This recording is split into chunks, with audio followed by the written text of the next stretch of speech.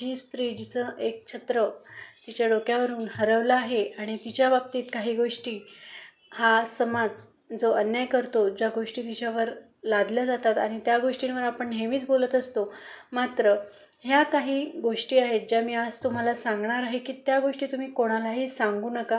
जर तुम्ही एकल स्त्री असाल, एक विधवा म्हणेल किंवा डायव्होर्सी असाल तुम्ही, तर ह्या गोष्टी तुम्ही कोणालाही सांगू नका. तर मग बघूया कुठल्या कुठल्या ह्या गोष्टी आहेत की ज्या आपण कोणाशीही शेअर करायला नको.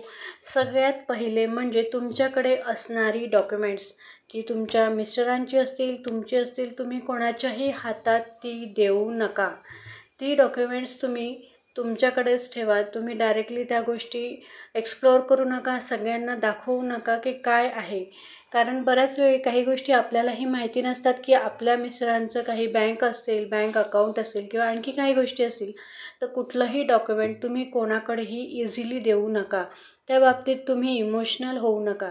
जर तुम्ही असे डॉक्युमेंट्स एकमेकांकडे लोकांना दाखवले किंवा दिले, तर त्यांना तुमच्याबद्दलची सगळ्याच गोष्टी कळतील आणि ते त्यावरून तुम्हाला जज करायला लागतील. तुम्हीही स्वतः सगळ्या गोष्टी करू शकता. त्या गोष्टी तुम्ही स्वतः करायला घ्या.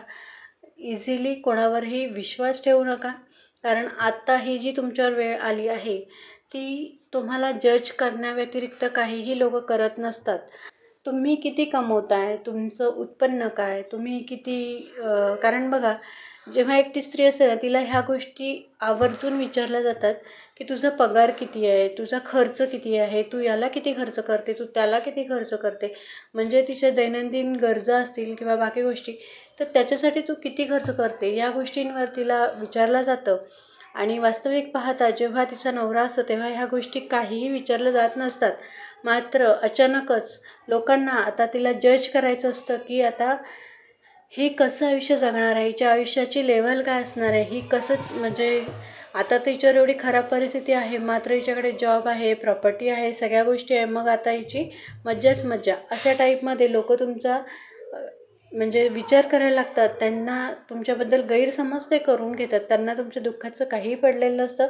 सिंपती दाखवण्याचा प्रयत्नही ते थोडे दिवस करतील, मात्र या तुमच्या सगळ्याच ज्या भौतिक गोष्टी आहेत, ज्या सुखसोयी आहेत, त्या बघून ते तुम्हाला जज करतील आणि खरंच खूप वाईट ही गोष्ट आपल्या समाजामध्ये दिसते. त्यामुळे कुठल्याही स्त्रीनी तिचं उत्पन्न असेल, तिचे काही कागदपत्र असतील, ह्या गोष्टी बिलकुल बाहेर तुम्ही दाखवूच नका. तुमच्याकडे सेफ ठेवा. तुम्हाला काही गोष्टी कळत नसतील तर तुम्ही वेगवेगळ्या ठिकाणी जाऊन तुम्ही त्याच्यावर गुगलला टाका, आणखी कुठे त्याच्यावर अप्लाय करता येत असेल त्या गोष्टी बघा आणि त्यातून पुढे जा. मात्र कुणाचीही हेल्प याच्यासाठी घेऊ नका.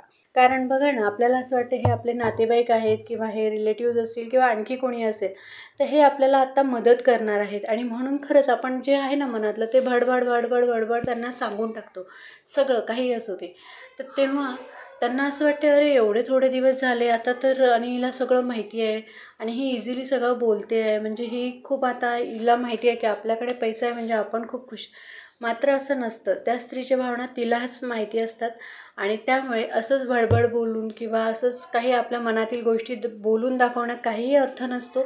जे आहे ते स्वतःकडे ठेवा, स्वतःला खुश ठेवा, स्वतःला आनंदी ठेवा. लोकांच्या बोलण्याचा किंवा जज करण्याचा प्रश्नच येणार नाही, असंच वागा. जेव्हा एखाद्या स्त्रीवर अशी वेळ येते तेव्हा तिला असं वाटत असतं की या दुःखातून मला बाहेर पडायचं आहे, कारण तिच्यावर बाकी पण जबाबदारी असतात. मात्र लोकांना वाटत असतं की तिने त्यातच राहावं, तिने दुःखीच राहावं, तिने आनंदी राहू नये, तिने फक्त आमचं ऐकावं, कारण आता तिचा नवरा गेला आहे म्हणजे आता सगळी जबाबदारी आम्हीच घेतली यायची. वास्तविक पाहता असं कोणीही करत नसतं. सगळ्यांना त्यांची कामं आहेत, त्यांचा व्याप असतो. ते तुमच्यासाठी कधी वेळ काढणार आणि कधी तुमची कामं करणार. पण आपल्याला काय वाटत असतं की नाही आता मला यांची सिंपती मिळणार. आपल्याला ते छान वाटत असतं की नाही मला कोणीतरी सिंपती देतं आहे, कोणीतरी म्हणतं आहे की नाही मी तुझ्यासाठी काम करेल, हे तुझं काम हे करून देतो किंवा अशा बऱ्याच गोष्टी ते करतात. मात्र अशा गोष्टीवर काहीही विश्वास न ठेवता स्वतःवर विश्वास ठेवा. काय तुमचं काम असेल ते स्वतः करा. कारण बऱ्याच अशा संस्था आहे की ज्या लेडीजला मदत करतात. काही ठिकाणी तुम्ही गुगलला सर्च करूनही या गोष्टी इझिली करू शकता. आणखी एक गोष्ट म्हणजे तुमच्या पुढच्या भविष्याबद्दलच्या कुठल्याही गोष्टी तुम्ही कोणालाही शेअर करू नका. त्या तुमच्या स्वतःच्या लाईफबद्दल असतील, पैशांबद्दल असतील किंवा तुमची इन्व्हेस्टमेंट असाल, तुम्हाला कुठे इन्व्हेस्टमेंट करायची असेल तर ह्या गोष्टी तुम्ही कोणालाही शेअर करू नका. तुमच्याकडे असणारा पैसा किंवा तुमची प्रॉपर्टी असेल किंवा तुम्ही काय कमवत असेल त्या सगळ्या गोष्टी प्रॉपर वेनी कोणाला तरी विचारून, म्हणजे यामध्ये कोणाला विचारणार तुम्ही, तर वकील म्हणा किंवा जिथे बँकेत आहे बँकेमध्येही आपण जाऊन इझिली विचारू शकतो. पोस्ट ऑफिस असेल तिथे जाऊ शकतो, तिथे विचारू शकतो, जेणेकरून आपल्याला कोणी फसवणार नाही आणि इझिली आपण त्या गोष्टी करू शकू. मात्र बाहेर कुठेही या गोष्टीचा बोलबाला किंवा कुठेही याचं म्हणजे तुम्ही जिक्र पण करू नका. कारण काय, लोक टपून बसलेत तुमच्यावर की ही काय काय करते, हिचं कुठे कुठे इन्व्हेस्टमेंट आहे किंवा हिला आता ही लाईफ कसं जगते, यातच खूप इंटरेस्ट लोकांचा असतो. तुमच्यात कोणाचाही इंटरेस्ट नसतो. तुम्ही 2 टाईम जेवताय का 1 टाईम जेवताय याच्याशी कोणाला काहीही घेणं नसतं. तुमच्या बाहेरच्या म्हणजे एक्सटर्नल ॲपिअरन्स म्हणा, तुमचं राहणं, बोलणं, वागणं, हसणं, खाणं, या सगळ्या गोष्टींवरून लोक तुम्हाला जज करतात. तूच तुझ्या जन्माचा किंवा जीवनाचा शिल्पकार, ही वाक्य खरंच म्हणजे विधवा स्त्रीनी तर पहिले लक्षात ठेवणं गरजेचं आहे. कारण तीच स्वतःचं आयुष्य बनवू शकते. दुसरं कोणीही येऊन तिला कुठलाही साथ देऊ शकत नसतं. त्यावेळेस तिने स्वतः आपला निर्णय घ्यायचा असतो की आता मला कसं जगायचं आहे, माझं काय लाईफ असणार आहे, मला पुढे कसं जायचं याच्यातनं. कारण जज करणारे तर 100 जणं आपल्या आजूबाजूला असतातच. आणि बघा, जो दुसऱ्यांवर अवलंबला, जो दुसऱ्यांवर विसावला, त्याचा कार्यभाग बुडाला.